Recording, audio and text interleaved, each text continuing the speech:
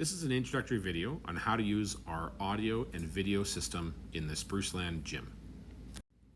A key is necessary to open the cabinet, but the left-hand side of the cabinet also needs you to press a latch in order for it to open, right here.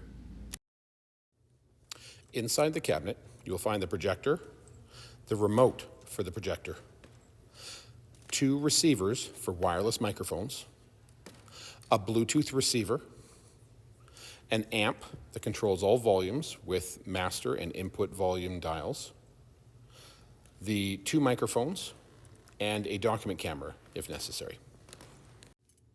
Turn the amp on. There is a green light that shows that it has power. Connect your inputs: computer VGA, Bluetooth, or HDMI. It is only possible to use the 3.5mm audio plug-in when the projector is also turned on and set to computer input. The volume for this cord is controlled by the projector's input. The stage 3.5mm input is located to the left of the stage. The box for plugging in your audio is behind a curtain, here. You should be able to simply press the button on the front of the Bluetooth receiver and discover it through any Bluetooth compatible device. If you are unable to discover it, it's quite possible that this button located on the back of the device has been pushed in by accident.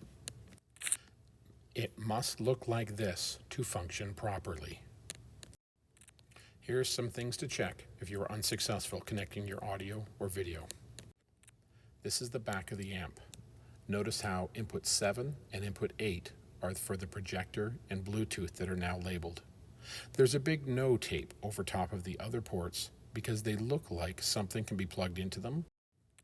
If a cord is plugged into the amp in and nowhere else, the entire system will have no audio. That is why there is a no over top of those ports. This is the rear view of the projector. There is only one HDMI input. This small device here is used to wirelessly display video. It's possible someone unplugged the HDMI cord and forgot to plug it back in. Make sure that the back of the projector looks exactly like this, and you will be able to connect your video. This is what the rear of the receiver should look like when they are functioning properly. Check that nothing has been unplugged by accident. This is what the rear of the amp should also look like when it is functioning properly.